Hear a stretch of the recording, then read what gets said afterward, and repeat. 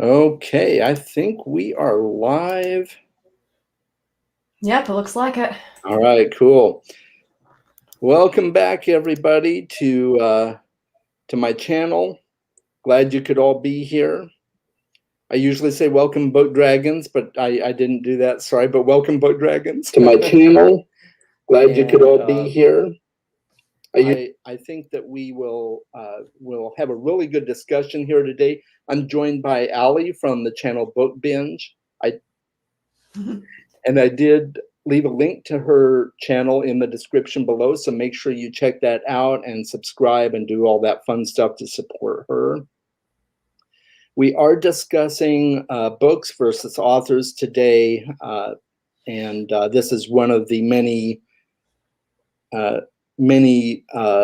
subgenres of the discussion around cancel culture, and so we're tackling mainly books and their authors today. One thing I would please ask is, if you're going to be commenting, please be respectful. We definitely want to encourage discussion and commenting, but please keep it respectful, and think before you speak, that kind of thing. We're all friends here, and we don't always have to agree, so keep that in mind. So getting started off here today, I thought we would talk a little bit about what this discussion revolves around and our different perspectives on it. And Allie, I thought I'd start with you. What's your understanding of this whole conversation? Well, I think what you're kind of framing here is, do you look at the book as an individual work by itself, to where almost the author's personal life doesn't really affect your enjoyment of the book, or do you tie together to where if the author says something that might not be super wise, you don't want to read their book either? So I think we're going to talk probably mainly about some of those controversies, some specific authors, and try to give some of our opinions on that. Right. Yep. Exactly. Yeah, and that's kind of where I'm coming from it too. That was my understanding. Is just do we completely stop supporting an author or reading our favorite books altogether just because they have espoused views that we may or may not agree with? So yeah, absolutely. So that's where I come from it too. And there's a lot of them. Probably the most prominent one right now is J.K. Rowling. She's espoused some views on her Twitter, I believe it was, and in different forums that regarding certain members of the LGBTQ community that have put her in the limelight as someone to be quote unquote canceled. And even though the fandom of Harry Potter is loved and adored worldwide by many fans, and even many of her fans are kind of on the fence of where to go with this now. So yeah, I've definitely seen there's lots of book don't allow you to talk about Harry Potter right now just because it has become so controversial. So it's definitely a very current and relevant topic for sure. Yeah, absolutely, it sure is. And then there's a few others that we'll talk about today. Orson Scott Card, we'll talk about H.P. Lovecraft a little bit, and then we'll go from there and see how that rolls. Yeah, and I like what you said, Kevin. Yeah, thanks for thanks for putting that right up front. And that's definitely something we'll be discussing today. So one of the go ahead. Oh, go ahead. So the first question that I kind of wanted us to talk about today is, do the views of an author impact the work they've done? And you can go ahead and speak to that first if you'd like to, Allie. Well, I think it very much depends.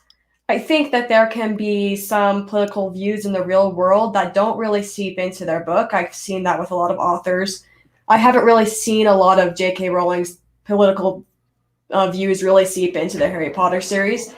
that can be different. There are authors where they have a certain political view and that comes very clear through their fiction. So I think that's a very case by case basis.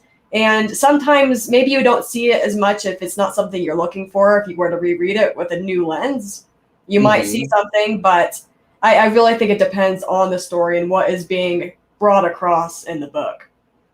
Okay. Yeah, absolutely. Good points. I'm kind of the same mindset. I can see the publicity for the series being affected. I can definitely see the publicity for J.K. Rowling herself and the publicity for the series overlapping and being tainted a little bit on the publicity side. But yeah, it's hard to say that the author's personal views necessarily got promoted in their book, because we don't know what they thought at the time that they were reading the book or writing the book. Views change. Maybe it wasn't even something she was thinking about while writing the book. So yeah, sometimes they might come through, but I wouldn't say that they do by default. Right. Yeah, absolutely. So some examples on that I know of are, C.S. Lewis. C.S. Lewis was very intentional about writing the Chronicles of Narnia as an allegory of Christianity. And then, J.R.R. Tolkien, and the two of them were actually friends. J.R.R. Tolkien didn't put that particular perspective into his writing, although there are some people that will say that his work was really influenced by his time in the war and things like that. So I guess it depends on the author too, probably. Yeah, and in the case of like the Chronicles of Narnia, that was done very purposefully. And I don't think some of the authors we're talking about it did it purposefully, but sometimes it does seep in even when it's not on purpose. It's really just case by case. It really is. Yeah. Every author's different. I know growing up in a religious background, there were very many in my circle of friends who were very against his dark materials because of the personal views of Philip Pullman on Catholicism, and they felt that his whole narrative was to promote the destruction of religion and things like that. So, and maybe not. That's one of those things that hasn't, he hasn't really flat out come out and said either way. Unless I'm not aware, and maybe people in the comments can let me know of other things that Philip Pullman has said that may be more clear on the topic of why he wrote the book. But his Dark Materials is one of my favorite series to this day, both the book and the show. I haven't actually read it yet, so yeah, I'll have to figure that out. It's really good. It is controversial, but it's very good. Yeah, I highly recommend it. So yeah, I guess probably the answer to that question, at least from what I'm hearing from you and my personal viewpoint, is it's a case by case basis. It all depends on, we talk a lot about authorial intent, and that's really the key factor in this discussion, I think. Definitely. Okay, cool. Any other comments you wanted to make on that, Allie? No, I don't think on that one specifically. I think we could probably move on, unless someone else has anything to say about it. Anyone else have anything they want to add in the comments there? And if you do, we can come back to it later too. All right. So another thing that I thought about that kind of plays to this topic is where does the story end and the platform begin? Are they completely separate? Are they integrated at some point? Well, I think one thing to consider with this is an author is generally given a platform because of the stories they write. So those two are really connected in that way.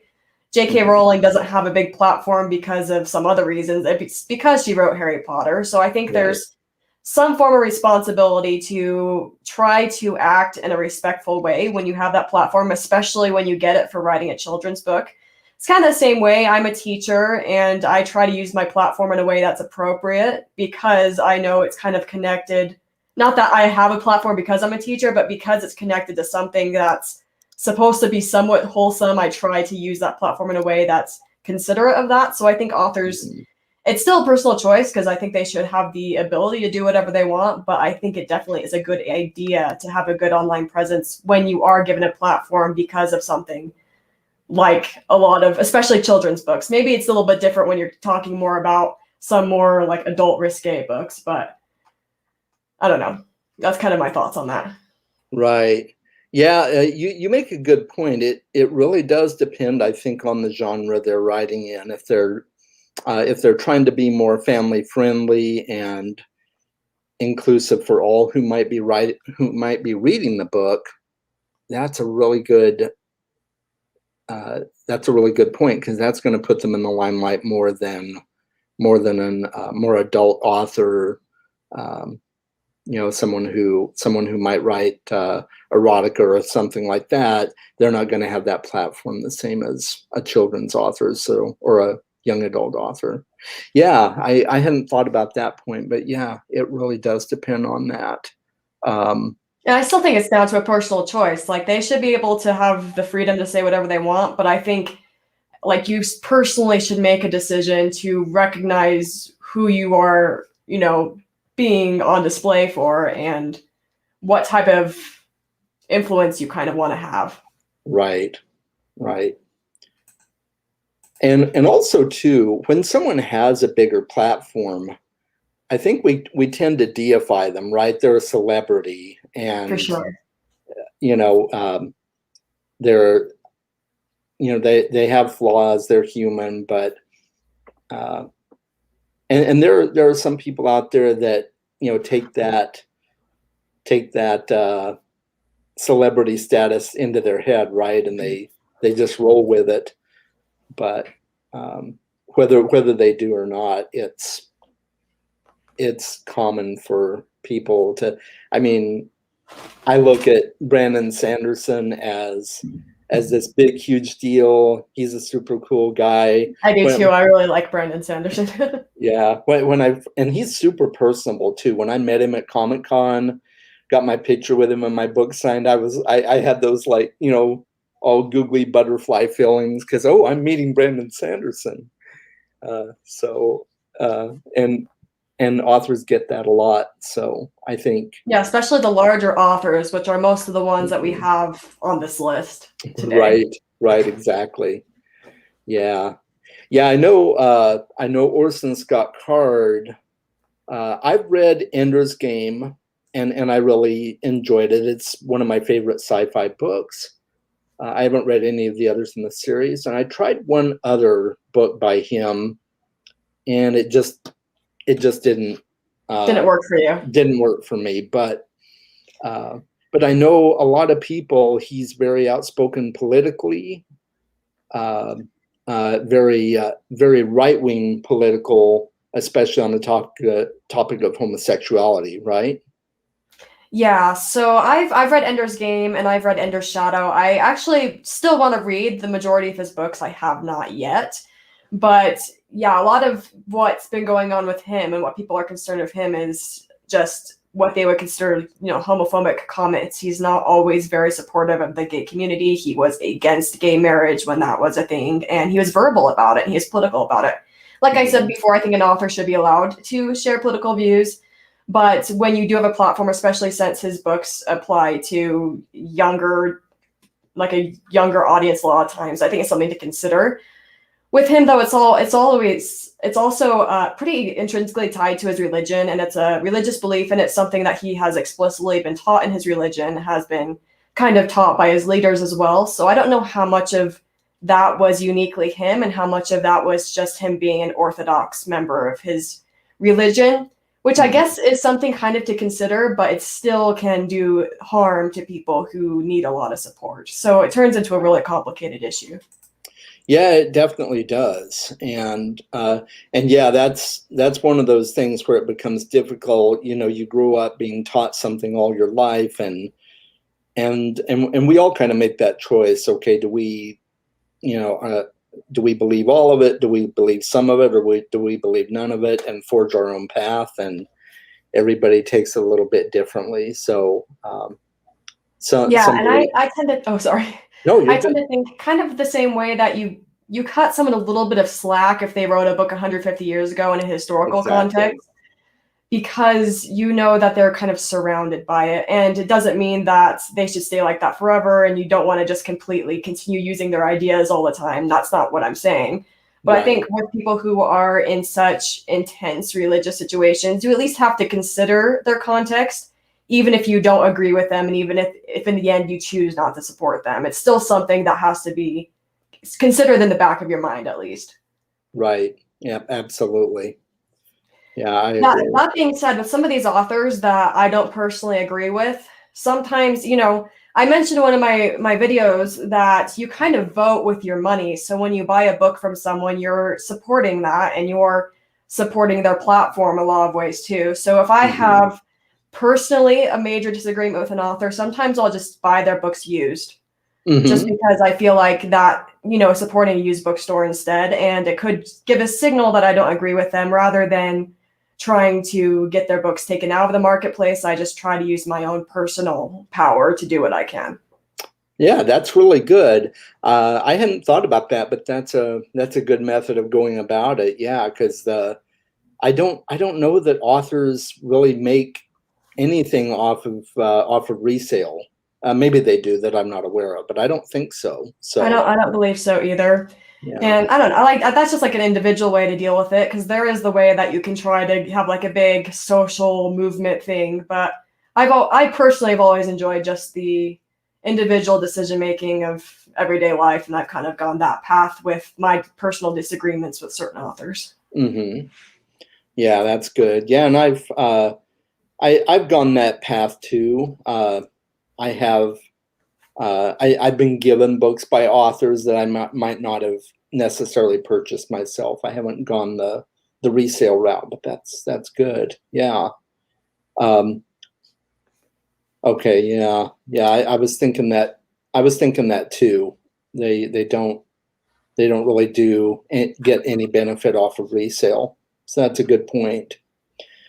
Um, one now, so on that topic, since we kind of came to that, I got to thinking about who else is affected by canceling. So let's say that we completely succeed in canceling J.K. Rowling's platform, for instance. I don't want to dwell on her, but since she's the most prominent of these examples, I thought we'd do a hypothetical. You Okay. know, if we succeed in her whole platform being canceled, who else is affected by that? Um, and just to clarify that a little bit, uh, who else is going to stop making money off of the fandom besides the author themselves? And do we want it to go that far or not? Okay, so I think, Harry Potter is a special situation because it's so huge, and there's video games and there's a lot of else Right. going on. So that's one where there would be a lot of people who kind of missed out if we did. I think the bigger loss, though, would just be the precedent it would set.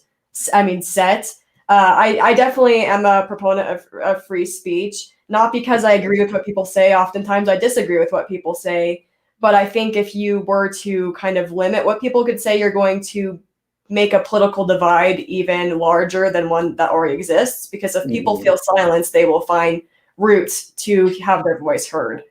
And that could even lead to further radicalization both on both sides. And I think that is what my main concern would be with completely stopping someone from having a platform, is what else could that bring politically, and what else could that bring to this like big divide that we kind of have on these topics. Good. Yeah. And I'm glad you branched off into that, Allie, because there are so many people that can be affected, not just the people involved with the franchise, but the culture in general. I think that's really good what you said, because it sets that precedent, and a lot of people could be affected, maybe for just something very minor that they said, but now, well, we got to cancel them. We did it with JK, that's a good point. I like that you brought that up. I'm not, and when I say free speech, I mean for both sides. So you should be able to call an author out for doing something incorrect, and you should be able to make a very well made case, or even if your case isn't that great, you should be able to say it. So I think there needs to be discourse on both sides, and neither side should be silenced. So I think a lot of times when you're talking about canceling, you're generally talking about canceling people on the right, is what people are generally saying. I think a lot of our examples here are people on the right. I think you also have to be careful to not cancel people on the left and let people on the left have their opinions, even if they are different than what some people might believe. Both sides need to have that platform. Both sides need to be able to fully explain what they're thinking. Right. Yeah, exactly. Oh, yeah. And this is an extreme example, right? Some people have bought books and burned them if they hate the author. That's going back to a not so well loved dictator, isn't it? The whole book burning issue. Yeah, that's pretty extreme. But yeah, it is good to have the dialogue, and it's one thing that I was just thinking, and the thought kind of left me, but I think I might have got it back, is what you said about a lot of these people being on the right. That's very true. It does seem like authors who tend to be more on the left don't get this kind of backlash as much as people on the right, or maybe moderates. From what I understand, I think J.K. Rowling is more of a moderate. She just there's just a few things that she said that are not inclusive, but in general, from what I've seen from her in the past, she tends to be somewhat inclusive. So yeah, I think the pattern exists. I think it has to be, in my opinion, it's a little bit circumstantial, because I think people who read lean left. I think that's just a reality. If you look at people on BookTube leans left. People who read books lean left. So you're going to have people more likely who read canceling people on the right. But I think if everybody read at the same rate, we would see it on both sides. Right. Yeah. So do you think that this conversation tends to mostly happen with the left against the right then? Just for the same reason I just said, just because I think readers generally, as like a big whole, lean left. I've seen on Goodreads people on the right attacking people on the left on certain books. I've seen that as well. I just don't tend to think that. I think that just fiction readers in general tend to lean a little bit left, so you're going to see that a lot more, and that's why it's something to mention and kind of bring up. But I think I've seen it both ways. I will mention that, even though I do think that it does tend the way we're talking about it right now. Right. And just as a side note, I think I've noticed that people on the left who don't tend to have the cancel mentality tend to be labeled, lumped in with the right, or lumped in with, supporting the wrong side, and suffer a lot of backlash on that too. Yeah, so I didn't know how much this would get into politics, but I mean, what the left has changed over time. Yeah. The left used to be the party that championed free speech more. Now it's kind of the right, even though some of the things on the right, I kind of, they're fighting for free speech and then still saying some ridiculous things sometimes. I'm very much in the center. I'll just give that away right now. So and that's okay. That's totally cool. Yeah, but I know, like, my parents, my mother leans left. A lot of my family leans left, but they're more of what the left was 20 years ago, which is a little bit different than today. Yeah, absolutely.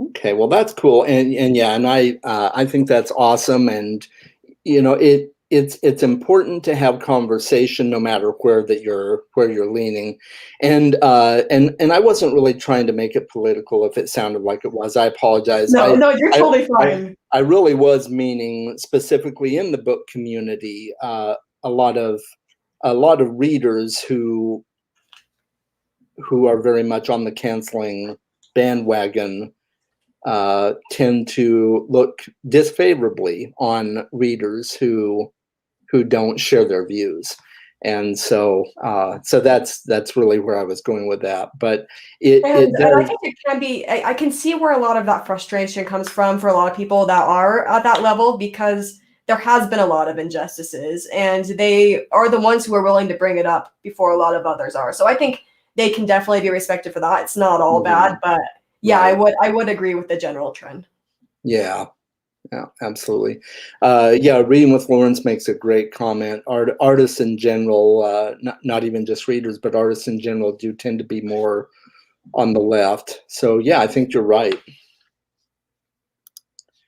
Uh, so going back to some of the things that we were talking about, you had mentioned earlier uh, people in history, like many years ago, who are now deceased or maybe deceased, uh, tending to be some of the authors that get talked about in this conversation. One of which I think most notably is H.P. Lovecraft, and there there's a strong conversation going on in the book community, whether or not to promote the works of H.P. Lovecraft because of his personal views. Um, in his personal life, he was known to be extremely racist. I have read several of his stories, and uh, I have not seen it in his personal stories. And I went into it knowing that he had been racist in his lifetime, and I didn't really see it in his stories, but maybe there are some that I'm not aware of that I haven't read. And but he tends to be one that's a lot of people are on the fence with. Do we, should we shouldn't support him? We should support him. Uh, what are your thoughts on especially people from that quote unquote era that tend to be more? It's really just so tough because I I'm a government and history teacher, so this is all very Wow. relevant. So it's really tough because you want to be able to look at them in their context and be able to take what good they have to offer. It does, but I can also see the point that not everyone wants to necessarily still put them on a pedestal, because there's a Right. lot of great examples that we can exaggerate to especially the younger generation that give better examples of personal life. I don't think it would be a good idea to take H.P. Lovecraft out of libraries or anything like that. But I do think that you can choose to emphasize some other authors if that is a cultural thing you're concerned about, but still keep it available, because H.P. Lovecraft does have a lot of classic stories that have been very influential, and people should still be able to pick it up and give it a read. Right. Absolutely. Yeah, I agree too. I think that historical context does need to play into the conversation. It doesn't excuse any of his views, but he was very influenced by the era that he lived in, right? It was deemed in many circles more acceptable to have those views when he was around than it is now. So, good point. I've seen a lot of authors that are influenced by H.P. Lovecraft take it in really, really fun and interesting directions. One of my favorite books is The Ballad of Black Tom by Victor Laval. It's a short story. It's a novella, and it's about a black man in 1940s, I think, Harlem, who encounters the elder gods, the old ones, and it's a really fun and unique tale.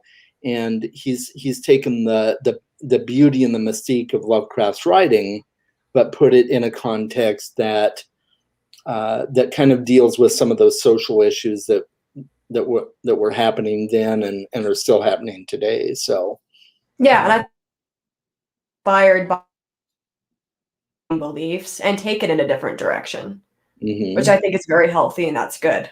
yeah, yeah, absolutely. So yeah, so it really does all depend on the author. I think you just recently did a video, and everybody, if you're watching, you should really check it out. Allie did a video on Dr. Seuss that she uploaded this morning, and a lot of us have fond memories of Dr. Seuss from our childhood, with stories like the Lorax and the Cat in the Hat and things like that. But he was pretty politically polarizing in some respects in his day. So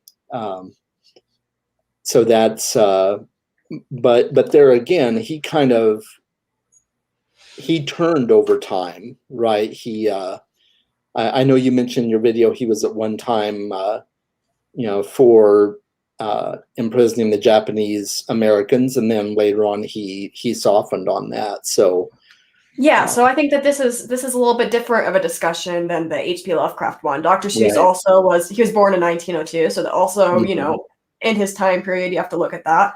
But he's an interesting case because he's the case of someone who changes their mind over time. He has some really terrible views earlier on, like I said, supporting the Japanese internment camps. Later on, tries to apologize for that. So I think with the Dr. Seuss question, the question really is, do you let a figure that's that large apologize after doing maybe a lot of harm that they've done? And do we allow these people to kind of make up for it in the end? And he definitely made an attempt. That's what Horton Hears a Who was an attempt to apologize for his racist past. And I don't know, it's really interesting to see some of the comments on my video on just different ideas that people are taking with that. But I tend to lean towards the side of forgiving someone and letting them, mention that they made mistakes in the past. But I can definitely understand the hurt that a lot of people went through because of him, and that's not something that necessarily just goes away. So I can definitely see both sides of that. Right. I think it's important to let people kind of apologize and try to make that public. I did this was wrong, I want to try to correct it. I think that's really important, but it doesn't fix everything. Right. Absolutely. Yeah, I'm on that as well. Yep. And just a side note, she loved your hair. I loved your hair in that video too. That was that was actually kind of spur of the moment. I wasn't planning on putting my hair up like okay. a Who, but Yeah, the Who hair. That was cool. Yeah, so but yeah, I'm kind of the same as well. I feel that because we're all human, and we put people up on a pedestal, and so we get upset if they espouse views that we don't agree with, but they can change and they can soften. And I think that's where it really comes down. One of the questions that I kind of had in the back of my mind, well, what if people change? And they can over time. I know my views have changed drastically as I've gotten older. I'm 45 now, and I'm nowhere near as I'm nowhere near where I was in my 20s, right? So, and I think that goes with experience and change and the voice of the culture. There's so many things that play into that, and so yeah, people change. Ali Lou Who. There we go. I like that. So one of the biggest questions, I guess, as we're getting close to the end here, it seems like we're drawing to an end, but if anybody has other comments or things that they want to ask or bring up, please do. But one of the questions is, where do we draw the line, or is there even a line? I think there should be a moment where it's just too much. It really is kind of tough to decide where that is. I don't know. What do you think on that one? Yeah, I do too. It is a tough decision to say, okay, this is where I'm drawing the line. Because If it puts someone in danger, like if it puts a group in danger, there's a clear line there. oh, absolutely, yeah, I Um, definitely think that's a clear line. Um, so there definitely should be a line. Where exactly to put it, I would be willing to listen to some other perspectives on that for sure. mhm, Like I said, I do think that if we don't let people voice their views, it's going to radicalize people more and send people even further into disagreements. So mhm, they have to be able to voice some of their views. right, Um, I don't know where that line exactly should go though. It's definitely before harm. right, absolutely. Yeah, that's a good question. When they apologize and people don't forgive them. And I think that's just a personal choice, right? Everybody's gonna make their personal choice whether or not to forgive them. But I would imagine that probably the percentage of people who do forgive them are probably more than the people who don't. So it probably comes all out in the wash. But but yeah, to your point, Ali, if somebody is promoting harm to other people, then yeah, that's definitely something where we got to say, you know what, I can't support that, and especially if they're writing it into their books, right? If they're espousing harm against a certain people group, and it's absolutely clear in the book as well as on their personal platform, that's something where it becomes really sketchy. You're skating on thin ice at that point. I also think there's a distinction between, and this kind of gets into some recent debates too. And I don't know how important this distinction is for everybody, but I do think there is a distinction between a publishing company choosing not to publish a book or choosing not to reprint a book versus kind of the government getting involved and banning a book. So I Mm, think that publishing companies should also be allowed to look at their reputation, decide if they want to publish something or not. But it gets really tough because how do you get your work out there if a publishing company won't work with you? I do think they do have the rights to choose what they're going to publish, though. And I think some people have kind of lost the nuance between the publisher and the government in some of these recent debates. mhm, right. Yeah, I think you're right. One example I've seen on your videos in the past, and this isn't by any means a hot topic per se, but some publishing houses won't publish something just because they feel that it's not a subject that readers will like with Dune. Frank Herbert was very philosophical in the entire book, and almost teaching as you're reading your way through the book. And he was initially turned away from publishers because because they were looking out for the readers and they didn't think people would read it. And so he ended up getting published in a serial, I think, Yeah. in a serial magazine before it, completely unrelated to fiction, even, I think. And so, yeah, so there are a lot of publishing houses that refuse to publish authors for various different reasons, not just the hot topics, and Yeah. Sometimes it's political. or they'll ban the books. Yeah. Yeah. Sometimes it's political. Sometimes they just don't feel it fits their brand. And I think they're kind of a company that has the right to choose that. Hmm. So Reading Whatnot says with the Dr. Seuss books, I don't think it's cancel culture for them to decide not to publish, or should I say, continuing publishing the books they choose not to. Uh, right? Yeah. I mean, that's ultimately the publisher looking out for their own bankroll, right? I think a lot of their decisions on that, unless it's just so outlandishly hated that they're going to cease to be able to make money in the industry if they keep publishing the book. I think that's probably what it boils down to for the publishers, mostly, is money. I could be wrong, and that's I think some of them care a little bit about their culture, but I yeah, agree with you that it generally comes down to money. yeah, yeah. At the end of the day, they got to pay employees, and keep the lights on. But yeah, I'm sure that individual publishers, editors and agents and such, I'm sure that they care about these topics, and many of them, some of them have even expressed their opinions on it. So, but yeah, it's interesting. Were there any other topics within this that you thought were relevant that we should be discussing on this, Allie? I think we did a pretty good job. I like the comment that I saw a minute ago of, I mean, we have the Dr. Seuss, do you forgive him historically in the past for his decisions? But there's also some authors that, like Naomi Novik, we kind of had a note to maybe talk about her, to where she had a controversial section in her most recent book. Haven't read it yet, so I have to make that as a disclaimer. I have read her other literature.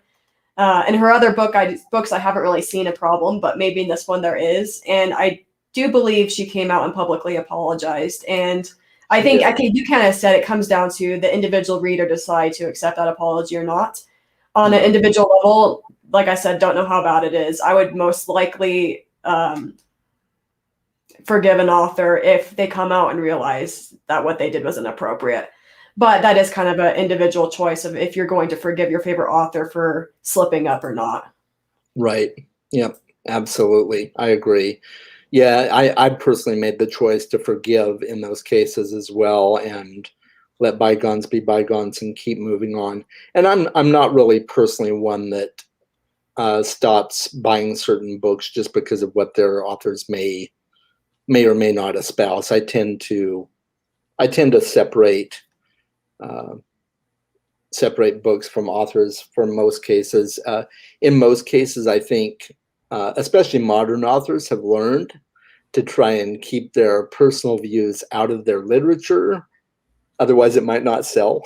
Especially authors going forward after this will probably realize, I probably better figure out another way to write this book than putting my personal views in it. But Yeah, I think that's a great point. And I think once the book kind of gets out there, it's kind of everybody's at that point. Everyone begins talking about it. Everyone gets something different out of it. Sometimes something the author didn't even intend. So the book does kind of have its own life in a way. And in most cases, not always, but in most cases for me, the book gets separated from the author, unless like the author is very intentionally doing something, exactly what they're doing. Even then, it's a little bit separate, but you can kind of look at the author's intent. I could definitely see the book having a life of its own. Right. Yeah, absolutely. Same here. Yeah, so it'll be interesting to see where this conversation goes and what happens with it. I know cancel culture is big in the movie and television industry too, with actors losing jobs and stuff for different things that they espouse in social media and things like that. And I think in some ways social media is an enemy of the culture, because anybody can say anything and they get in trouble for it, and it gets misconstrued. And not all of it gets misconstrued. Some of it's very clear what they believe, but it's. I'm just wondering if it's going to be a phase, or if it's going to keep growing and growing and becoming bigger than it is, to where, to your point earlier, Allie, where to the point where free speech is no longer really truly free.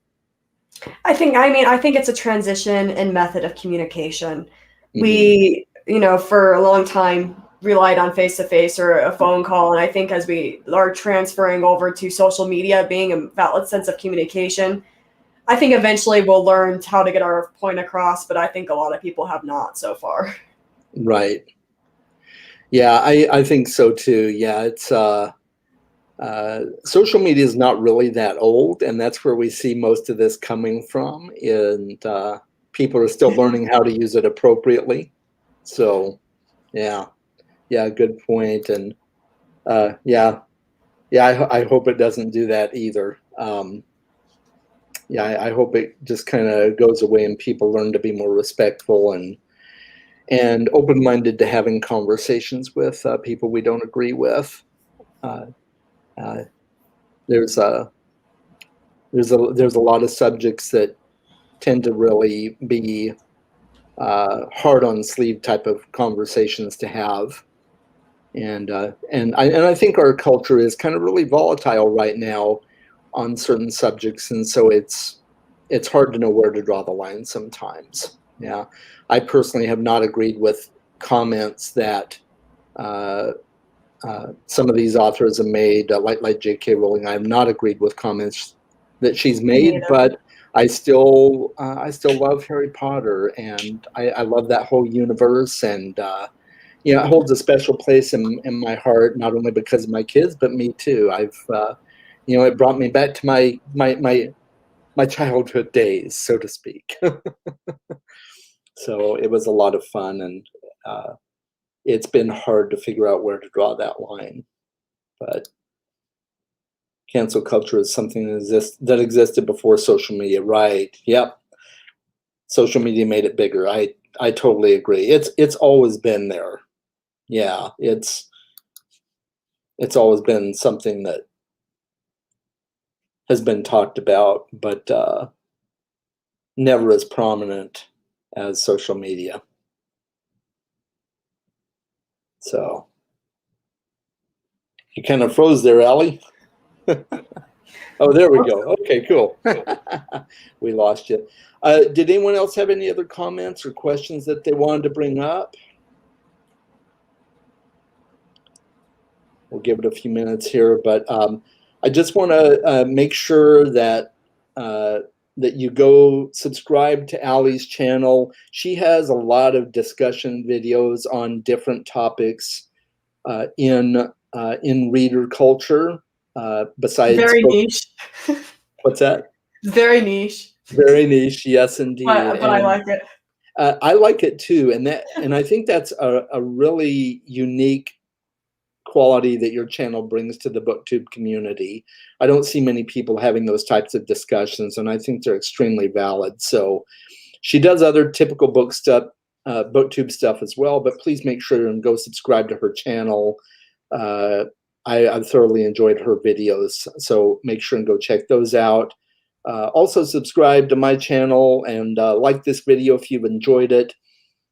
For those of you that are coming in at the end, this will show up where you can rewatch it on YouTube here in the next few minutes. So YouTube just has to process it, I think. So, and we got one final comment here, and I think we'll end it there. I think people say things just to get a rise out of it.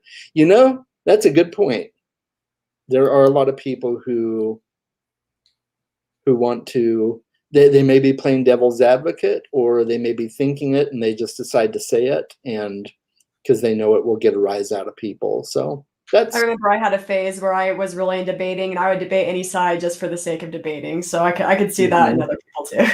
Oh yeah, totally. I had that phase as well. So yeah, it does happen. So as we learn and grow and social media morphs and our culture morphs, it'll be interesting to see where this conversation goes. So, but I really appreciate you joining me, Allie, for this, and for all of you who tuned in. Thank you for joining and commenting.